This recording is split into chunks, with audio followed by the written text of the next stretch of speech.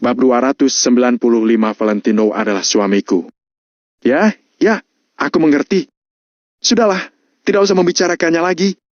Sahut Jenny sambil mengibas-ngibaskan tangannya. Ekspresi Jenny pasti akan terlihat menghina jika yang mengatakan ini adalah orang lain. Akan tetapi, Hans adalah sang figur legendaris, Tino. Dia bahkan bisa menghabiskan 10 miliar di internet tanpa kesulitan, jadi apalah arti uang yang sesedikit itu untuknya? Hans memutar bola matanya pelan, lalu berkata dengan suara pelan. Ayo Jenny, ku ajak kamu bermain di tempat lain. Jenny awalnya ingin menyanggupi, tapi kata-kata Valentino barusan serta tatapannya yang melunak itu tiba-tiba terlintas dalam benaknya. Lain kali saja, ya, aku masih ada urusan. Firasat Jenny akhirnya menurut pada kata-kata Valentino dan menolak ajakan Hans. Rasa tidak senang berkilat dalam tatapan Hans, tapi dia paham betul bahwa semuanya akan hancur jika dia terburu-buru. Jadi, Hans pun tidak mengatakan apa-apa lagi. Kalau begitu, ayo kuantar pulang, usul Hans. Tidak usah Kak Tino, aku akan naik taksi saja. Aku mau bertemu temanku, tolak Jenny. Dia ingin berbelanja bersama Polis saja untuk menenangkan diri. Hans mengangguk tanpa mengatakan apa-apa lagi. Setelah Jenny pergi, dia segera menelpon sebuah nomor dan bergegas pergi ke tempat yang sudah disepakati dengan orang di ujung telepon sana. Valentino sedang mengendarai mobilnya di sepanjang jalan kota Neo. Saat dia sedang memikirkan kejadian sebelumnya, ponsel yang dia genggam tiba-tiba berdering. Valentino melirik layarnya. Ternyata yang menelponnya adalah Danu.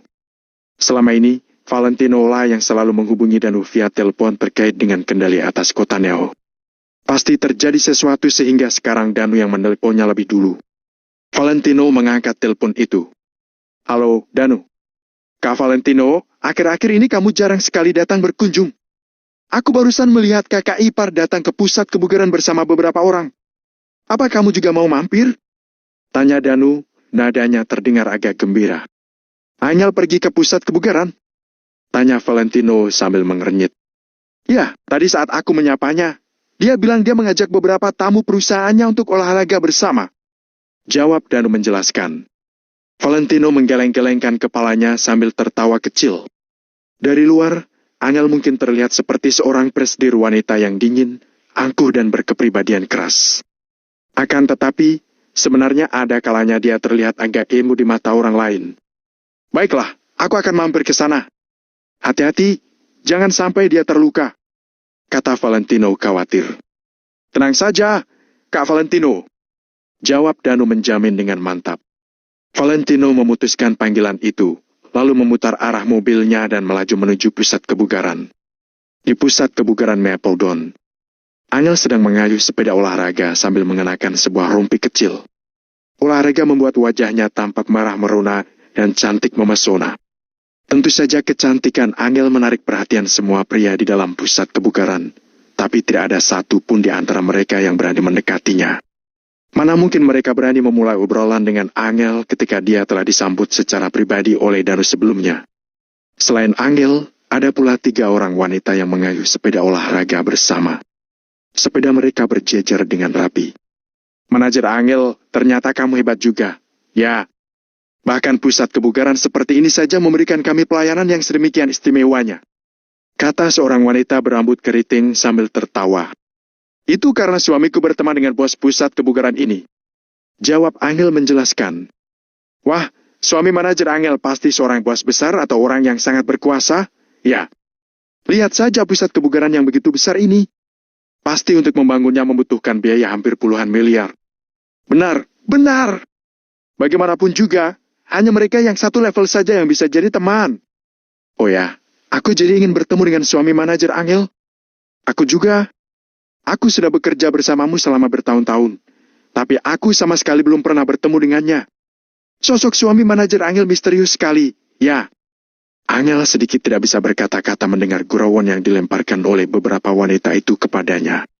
Akan tetapi, muncul sebuah perasaan yang tidak bisa dia jelaskan dalam hatinya. Dulu, Angel tidak pernah mengungkit keberadaan Valentino di hadapan orang lain. Dia bersikap seolah-olah Valentino sama sekali tidak ada dan bahkan membuat orang lain mengira dia masih lajang. Meskipun Angel beberapa kali pernah mengungkit tentang Valentino, Biasanya orang lain akan meresponsnya dengan ejekan atau sederet pertanyaan. Namun, sekarang Angel bisa secara refleks mengungkit tentang Valentino dan memberitahu orang lain bahwa pria itu adalah suaminya.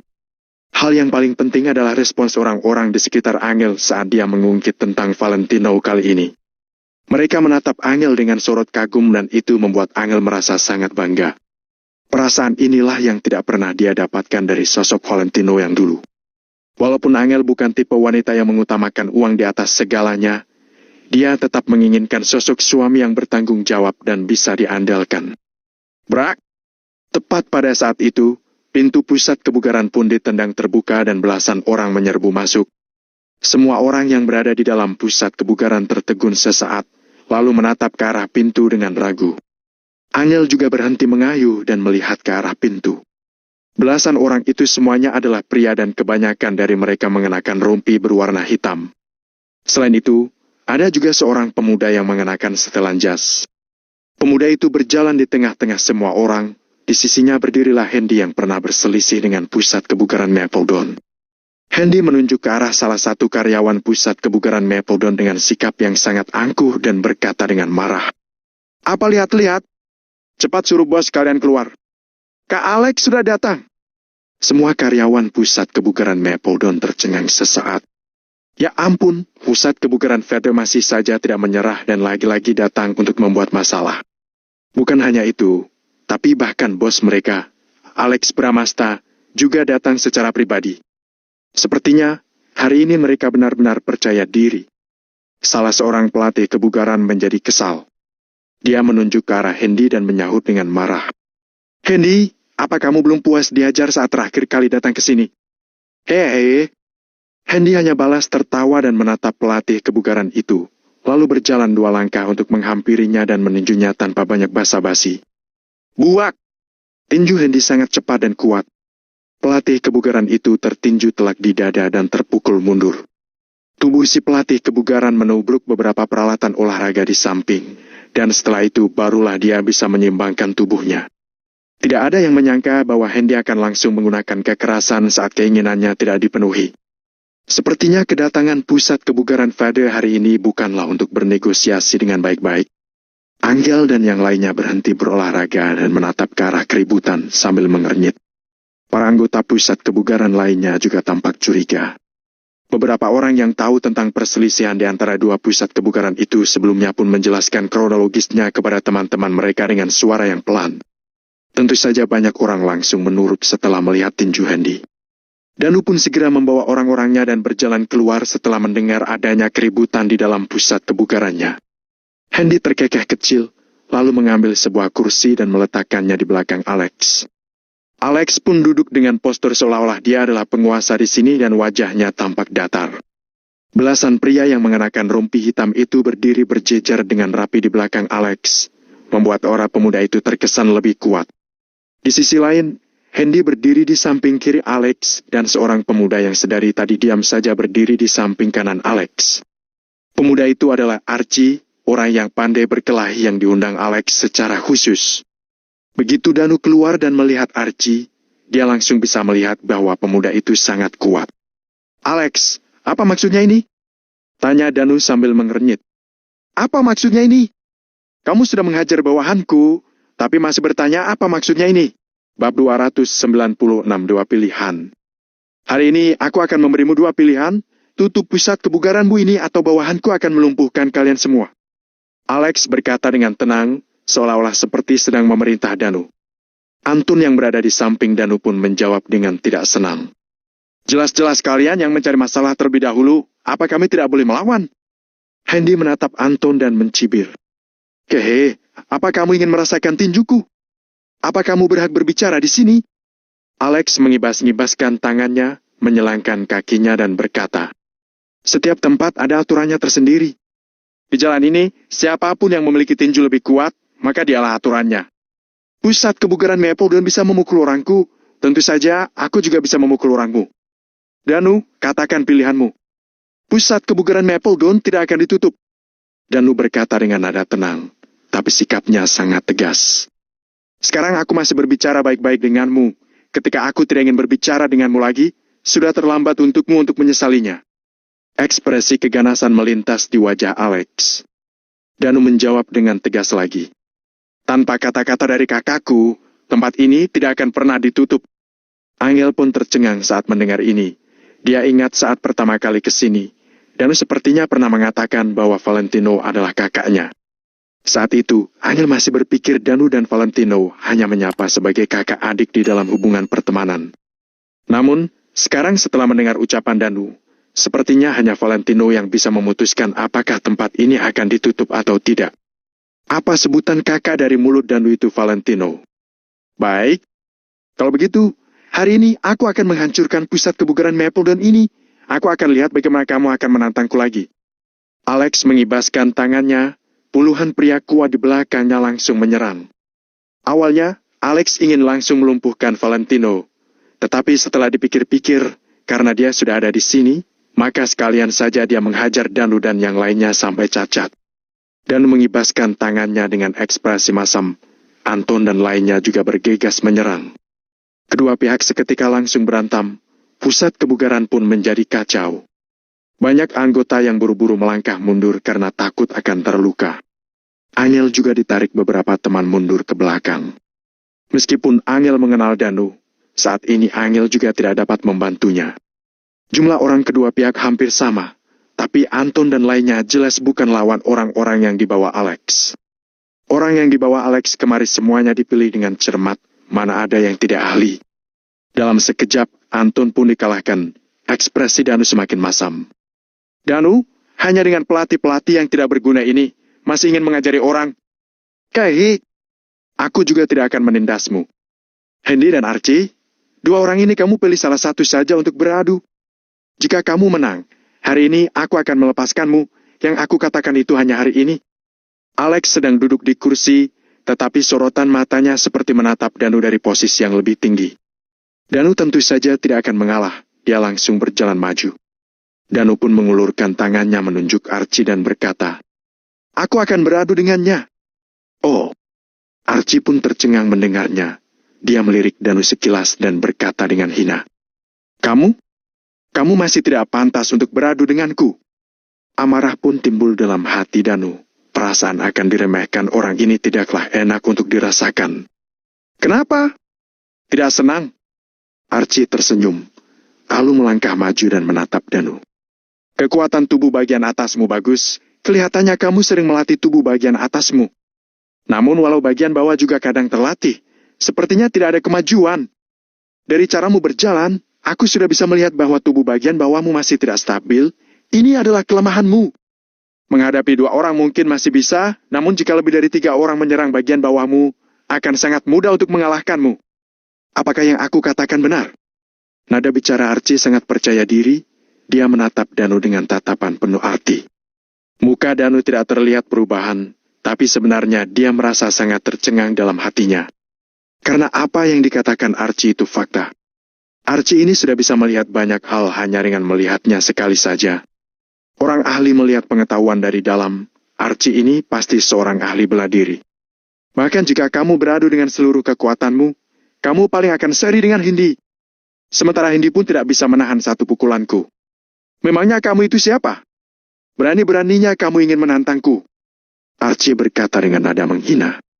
Hendy merasa sangat canggung, tapi dia hanya tersenyum dan tidak berani marah pada Archie. Danu terdiam. Jika dia dibandingkan dengan Hendy, memang hanya bisa dianggap sepadan. Kalau Hendy tidak bisa menahan satu pukulan Archie, maka dirinya juga tidak akan bisa menahannya. Akan tetapi, Danu tidak mungkin akan menyerah. Selama Danu bisa bergerak, dia akan mempertahankan pusat kebugaran ini untuk Valentino. Bagaimanapun juga, jika kalian ingin menghancurkan tempat ini, kalian harus melewatiku dulu. Danu menggertakkan giginya. "Baik, ada keberanian, aku suka. Archie, karena bos Danu sudah membuat permintaan yang begitu kuat, kamu turun tangan saja." Alex tertawa terbahak-bahak. Archie mengangguk dan melangkah maju perlahan. Setiap langkah Archie seperti diukur secara akurat, jarak antara setiap langkah sangat tepat. Mata Danu sedikit menyipit, kewaspadaan yang penuh timbul di dalam hatinya. Kekuatan Archie ini benar-benar tidak sederhana. Sebelumnya dia bisa mengatakan kesimpulan itu, sudah mencerminkan bahwa dia tidaklah sembarangan berbicara. Sekarang, kalau kamu meminta maaf padaku, aku bisa berpikir untuk mengampunimu. Archie membelakangi kedua tangannya, berjalan menuju tempat 3 meter dari hadapan Danu, dan menatap Danu dengan datar. Tidak mungkin, jawab Danu dengan dingin. Kalau begitu, aku akan mengalahkanmu dengan 1 pukulan. Tatapan Archie acuh tak acuh, seperti sedang mengatakan hal yang tidak penting. Selesai mengatakan ini, Archie melangkah maju lagi dan berjalan menuju Danu secara perlahan. Mata Danu menyipit dan langsung mengepalkan 2 tangannya, menunggu diam bukanlah sifatnya. Wush! Danu melengkungkan punggungnya dan memusatkan energi pada lengannya. Kepalan tangannya mengerat seperti kantung pasir. Dia langsung melangkah dan mengayun ke arah Archie. Kekuatan ini tidak pernah terjadi sebelumnya, membuat banyak orang tercengang. Danu memang memiliki kemampuan untuk membuka pusat kebugaran ini. Hanya tidak tahu, kekuatan siapa yang akan lebih kuat antara Archie dan Danu ini. Melihat kekuatan tinju Danu ini, sepertinya dia memiliki peluang lebih besar untuk menang. Tidak, Archie pasti bukanlah orang biasa, masih ada ahli di dunia ini. Semua orang di sekitar berbisik dan menatap ke lapangan dengan mata melebar. Saat menghadapi tinjuan Danu yang sangat cepat dan kuat ini, mata Archie tidak berkedip sekalipun. Dia juga tidak terlihat gugup, hanya menatap lurus dengan tenang. Biog! Detik berikutnya, tinju Danu mengayun ke arah kepala Archie dengan keras. Akan tetapi, walau terdengar suara keras, semua orang menyadari pukulan Danu ini ditahan oleh sebuah telapak tangan. Archie mengulurkan 1 tangan dan langsung menahan telapak tangan Danu, membuat Danu tidak bisa bergerak. Danu terkejut, tinjunya dipegang oleh Archie dan dia tidak bisa melepaskan tangannya sedikit pun. Telapak tangan Archie itu seperti tang, mengikit kepalan tangan Danu dengan kuat, membuat Danu sangat tercengang. Stat! Terdengar suara menarik napas. Sementara Alex dan lainnya menyenggingkan senyuman di wajah. Situasi seperti ini sudah pernah mereka prediksikan. Kamu ingin cara mati seperti apa? Archie menangkap tinju Danu dengan 1 tangan. Dia sedikit mencondongkan tubuhnya ke depan dan melihat Danu dengan ekspresi menghina. Bab 297 Kekuatan Archie. Tentu saja, Danu sangat kesal. Dia pun langsung mengepalkan tangan lainnya dan mendadak mengayun ke arah Archie. Akan tetapi, Archie perlahan mengulurkan telapak satunya lagi dan menahan erat tinju Danu itu. Kedua tinju Danu ditahan erat seperti digigit oleh tang yang kuat, membuat Danu tidak bisa bergerak sedikit pun. Mata Danu melebar, rasa terkejut muncul di dalam hatinya. Melawan Archie seperti sedang menghadapi gunung besar, membuat Danu sangat tertekan. Tekanan ini tidak pernah dirasakan oleh Danu, bahkan saat menghadapi Valentino. Dia pun tidak pernah merasakan tekanan seperti ini. Hal ini mencerminkan kekuatan Archie pasti di atas Valentino. Aku sedang menanyaimu, kamu ingin aku menghukummu dengan cara apa? Tatapan Archie penuh hina. Meskipun kedua tangan Danu ditahan Archie, Danu tetap tidak mau mengalah. Lepaskan aku! Danu berteriak dan langsung menendang Archie. Memang cari mati. Tatapan Archie mengganas. Dia langsung melangkah ke belakang dengan kecepatan yang sangat cepat, lalu mengeluarkan tendangan kakinya. Walau serangan ini dilakukan Danu terlebih dulu, Archie jauh lebih cepat darinya. Jadi, tendangan Archie ini lebih dulu menendang tepat di rusuk Danu. Biog! Terdengar suara berat, seluruh tubuh Danu ditendang sampai melayang keluar. Bu! Jaraknya hingga 5-6 meter, barulah Danu jatuh ke tanah dengan keras. Barang tidak berguna ini masih berani membuka pusat kebugaran di sini. Cibir Alex. Semua orang pun tercengang, suasana di tempat juga menjadi hening. Danu yang begitu kuat pun bisa ditendang terbang oleh Archie. Saat ini, mata anggota dan karyawan pusat kebugaran Mapledon semuanya juga melebar. Terdapat ekspresi tidak menyangka pada wajah mereka. Orang-orang yang bersedia mendaftar kartu anggota di sini pasti sudah mengakui kekuatan Danu. Sementara para karyawan sudah melihat dengan kepala mata sendiri bahwa Danu sendiri bisa melawan 10 pelatih. Akan tetapi, kali ini saat Danu melawan Archie, kedua tangannya ditahan, kemudian dia ditendang terbang. Betapa kuatnya kekuatan Archie ini. Semua orang pun sangat terkejut, namun mereka hanya menundukkan kepala untuk tetap berdiam. Takut suara diskusi mereka akan membuat Archie marah. Kedua tangan Archie dikaitkan di punggungnya dengan sombong. Dia pun menatap Danu dengan dingin sambil berkata, Aku sedang menanyaimu, kamu ingin hukuman apa? Tapi kamu malah berani menendangku.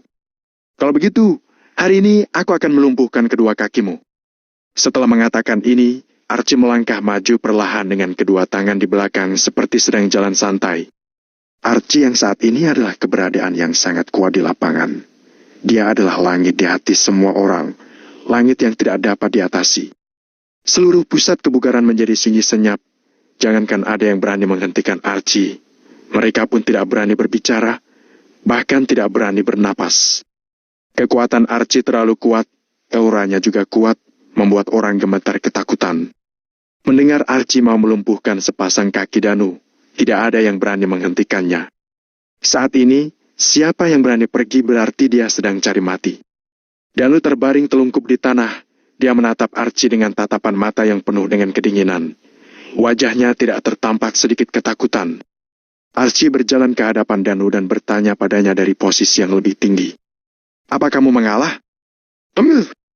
Danu melototi Archie dan mencibir.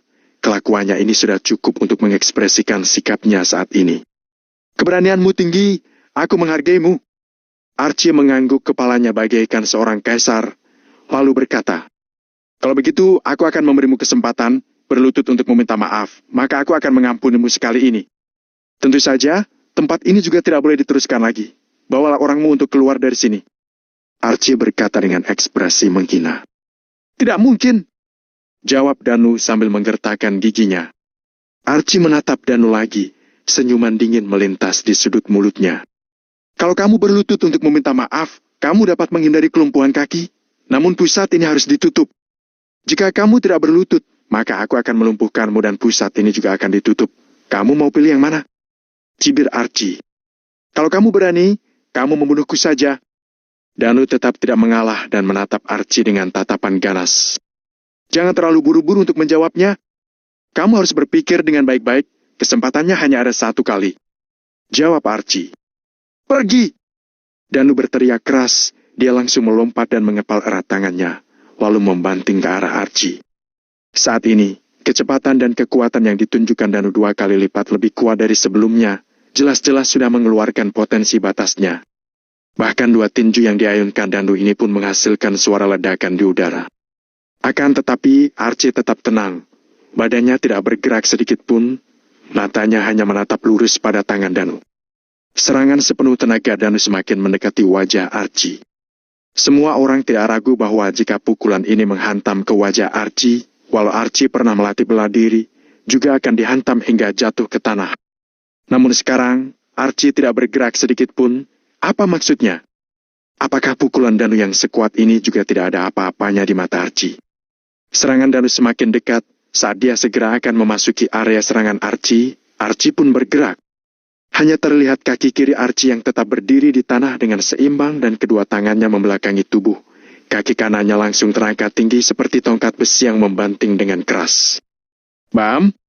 Tendangan kaki ini langsung mengenai bahu kiri Danu. "Berlututlah padaku!" Archie berteriak, kaki kanannya mengerahkan kekuatan, langsung menekan tubuh Danu yang menyerang ke arahnya. Diog! Kekuatan kaki Archie sangat mengerikan. Danu bahkan tidak bisa menahan dan langsung ditekan jatuh ke tanah. Kekuatan yang besar datang dari bahunya, membuat Danu tidak bisa menahannya. Kedua kakinya langsung tertekuk dan berlutut di hadapan Archie. Akan tetapi, Danu berusaha melawan dengan seluruh kekuatannya. Namun, di depan kekuatan yang sebenarnya, kemampuan Danu ini tidaklah berguna. Kekuatan besar terus-menerus datang, lutut Danu pun terus menekuk, dia akan berlutut di tanah di detik berikutnya. Danu menggertakkan giginya dan langsung menyerah untuk melawan, seluruh badannya langsung terbaring telungkup di tanah. Walau terbaring telungkup, Danu juga tidak akan berlutut pada Archie. "Sangat menarik, akan tetapi kamu sudah menghabiskan semua kesabaranku." Archie mengernyitkan keningnya pelan.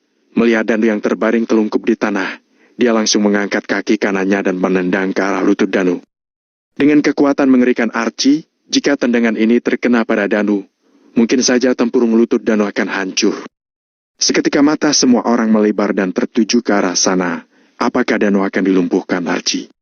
Tidak ada yang menghentikannya, tidak ada yang berani menghentikannya. "Hentikan!" Pada saat ini, terdengar sebuah teriakan. Kemampuan pengendalian Archie sangat lincah.